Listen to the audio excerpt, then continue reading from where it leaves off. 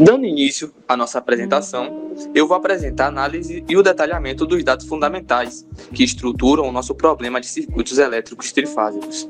O objetivo dessa etapa é organizar todas as informações fornecidas pelo enunciado e criar a base necessária para os cálculos que serão realizados ao longo de nossa resolução. Antes de iniciarmos os cálculos, vamos entender rapidamente o que a questão nos apresenta.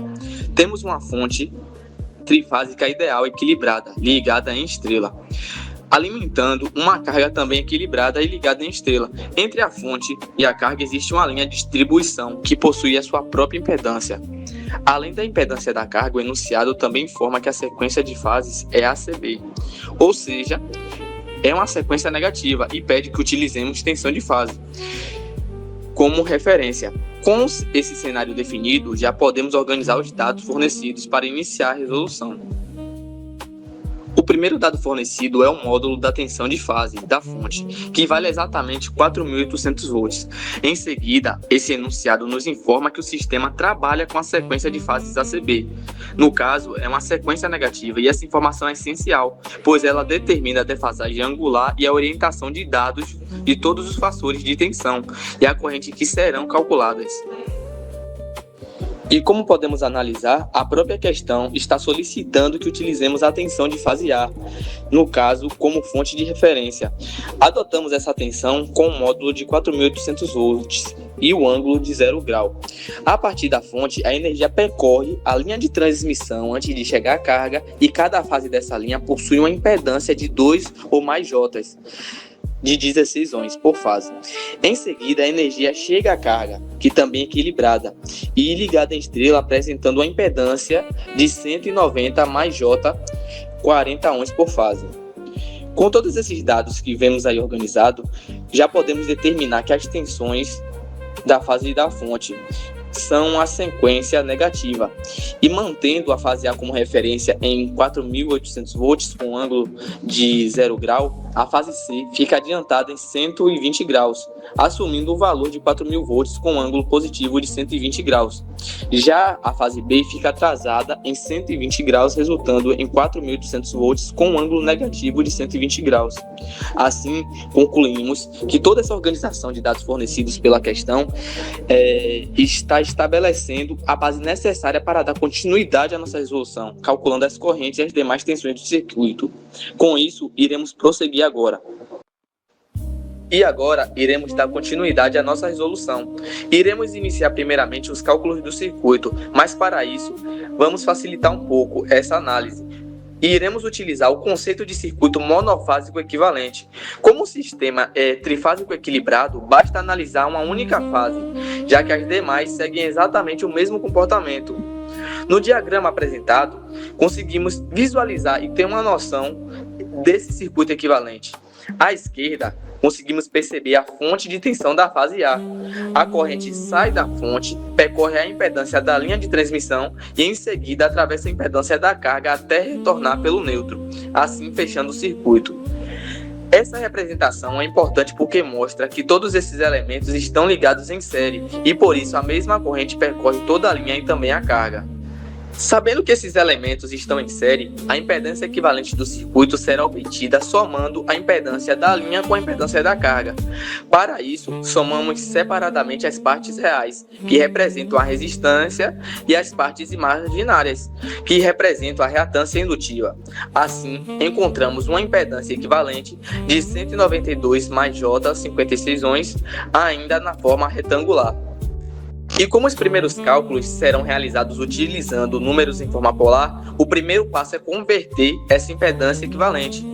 Primeiro determinamos o seu módulo, aplicando a relação entre as partes real e imaginária.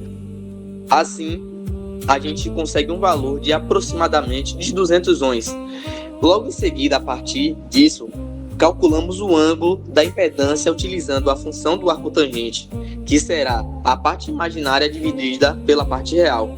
Com isso, encontramos um ângulo de aproximadamente 16,26 graus. Por fim, após calcularmos e descobrirmos o resultado do ângulo, iremos escrever a impedância equivalente na forma polar, obtendo 200 ohms com um ângulo de 16,26 graus. Esse resultado será utilizado na próxima etapa para determinar as correntes de linha do circuito. E agora, um pouco mais adiante, com a nossa resolução, temos em vista que com a impedância equivalente da primeira fase já determinada na forma polar, podemos iniciar o cálculo da primeira grandeza solicitada pela questão, as correntes da linha do sistema. Para encontrar a corrente da fase A, aplicamos diretamente a lei de Ohm para os circuitos em corrente alternada. Em outras palavras, dividimos a tensão de fase da fonte pela impedância equivalente, que acabamos de calcular. Substituindo tais valores, utilizamos a tensão de fase na fonte, de 4.800 volts com ângulo de 0 grau, e a dividimos pela impedância equivalente de 200 ohms com ângulo de 16,26 graus. Como essa operação está sendo realizada na forma polar, dividimos módulos e subtraímos os ângulos. Dessa forma, o módulo da corrente é obtido pela divisão de 4.800 por 200, resultando em 24 amperes. Já o ângulo é encontrado fazendo 0 menos 16,26 graus, obtendo uma corrente com ângulo de menos 16,26 graus. No caso, esse resultado mostra que, por se tratar de um circuito com característica indutiva, as correntes ficam atravessadas em relação à tensão da fonte. E depois disso, é possível determinar a corrente da fase A. Não é necessário repetir todos os cálculos para encontrarmos as outras fases, pois como o sistema é trifásico equilibrado, todas as correntes possuem o mesmo módulo, variando apenas seus ângulos de acordo com a sequência de fases A, C e B. E assim, mantemos o módulo de 24 amperes para as três correntes e ajustamos apenas os ângulos, obtendo as correntes das fases C e B, sempre respeitando a defasagem de 120 graus entre elas. E com isso, é possível concluir que o cálculo das correntes de linha do sistema tem todas as informações necessárias para seguir para a próxima etapa da resolução. Agora iremos resolver a letra B. O objetivo dela é a gente determinar as tensões de linha na fonte. Como a fonte está ligada em estrela, primeiro precisamos calcular o módulo das tensões usando a relação entre tensão de fase e tensão de linha. E agora, seguindo adiante, iremos calcular o módulo. Aplicamos a fórmula da ligação em estrela, onde a tensão de linha é igual à tensão de fase multiplicada pela raiz de 3. Substituindo o valor da tensão de fase, que é 4.800 volts, encontramos aproximadamente 8.314 volts. E esse será o módulo das três tensões de linha. E agora escrevemos as tensões de fase da fonte. Como a questão define a fase A como referência, ela fica ângulo de 0 grau. Depois, seguindo a sequência de fases A, C, B, a fase C fica adiantada em 120 graus e a fase B atrasada em 120 graus. Assim, com as tensões de fase definidas, começamos a calcular as tensões de linha. A primeira é a tensão entre as fases A e B. Como a sequência é ACB, a tensão de linha fica atrasada em 30 graus em relação à tensão de fase correspondente. Por isso, o resultado é 8.314 volts com ângulo de menos 30 graus. E logo após encontrarmos a primeira tensão de linha, calcular as demais fica bem mais simples. Como o sistema é equilibrado, todas possuem o mesmo módulo. O que muda é apenas o ângulo entre elas. E agora encontramos as outras duas tensões. Mantemos o mesmo módulo de 8.314 volts, que ele se mantém fixo, e ajustamos apenas os ângulos de acordo com a sequência das fases. Assim, obtemos as tensões restantes mantendo sempre uma defasagem de 120 graus entre elas. Agora iremos fazer a resolução da letra C. Vamos calcular as tensões de fase na carga. Para isso, usamos a relação entre a corrente da fase A e a impedância da carga, representada pela expressão que está na tela. Como podemos ver, nessa expressão, a tensão da fase A é obtida multiplicando a corrente pela impedância da carga. Então, antes de fazer essa multiplicação, precisamos determinar o módulo e o ângulo da impedância. E para isso, primeiramente calcularemos o módulo da impedância utilizando seus valores de resistência e reatância. Fazendo esse cálculo, chegamos a aproximadamente 194,17 ohms. E para isso, primeiramente calcularemos o módulo da impedância utilizando seus valores de resistência e reatância. Fazendo esse cálculo, chegamos a aproximadamente 194,17 ohms. E após efetuarmos os cálculos, encontramos a tensão da fase A na carga, que é de 4.660 volts, com um ângulo de menos 4,37 graus.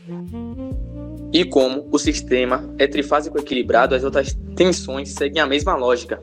Assim, obtemos a tensão da fase B e da fase C, apenas alternando os ângulos, mantendo o mesmo módulo de 4.660 volts. Agora vamos resolver a letra D. O que a questão está nos pedindo é para encontrarmos a tensão de linha na carga. Como essas tensões já foram calculadas e encontradas, a gente só vai usar os resultados para fazer a conversão para as tensões de linha. O primeiro passo agora é calcular o módulo da tensão de linha, pois como a carga está ligada em estrela, a gente usa a relação entre a tensão de fase e a tensão de linha. Então basta multiplicar a tensão pela raiz de 3. Assim, fazendo a conta, chegamos a um resultado que se aproxima de 8.071 volts. Esse que vai ser o módulo de tensão das 3 tensões de linha. Agora, prosseguindo e avançando na parte dos cálculos, vamos encontrar e calcular a primeira tensão de linha, que é VAB. O módulo já foi encontrado, então agora precisamos ajustar apenas o ângulo. A tensão de fase está em menos 4,37 graus. Como a sequência é ACB, a tensão de linha atrasa 30 graus, fazendo com que temos que realizar um cálculo, que é menos 4,37 com menos 30, chegando a menos 34,37 graus. Assim encontramos a primeira tensão de linha. E agora, dando continuidade, após encontrar a primeira tensão de linha, iremos calcular VBC para achar seu ângulo. Como a primeira tensão de linha já foi encontrada, as outras ficam bem mais fáceis. Como o sistema é equilibrado, as tensões de linha continuam separadas por 120 graus. Mas então iremos fazer o quê? Iremos pegar o ângulo anterior e somar com 120 graus, que no caso será menos 34,37 graus com mais 120 graus.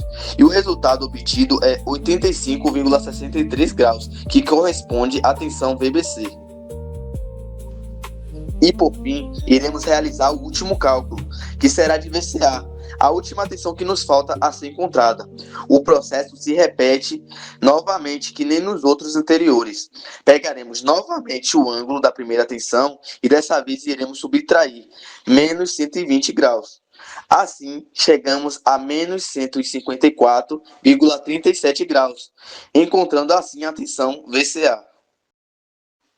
E assim, conseguimos encontrar o resultado das tensões de linha na letra D. O módulo, como percebemos, foi o mesmo, porque o sistema está equilibrado. A única diferença entre elas é o ângulo, que permanece defasado em 120 graus.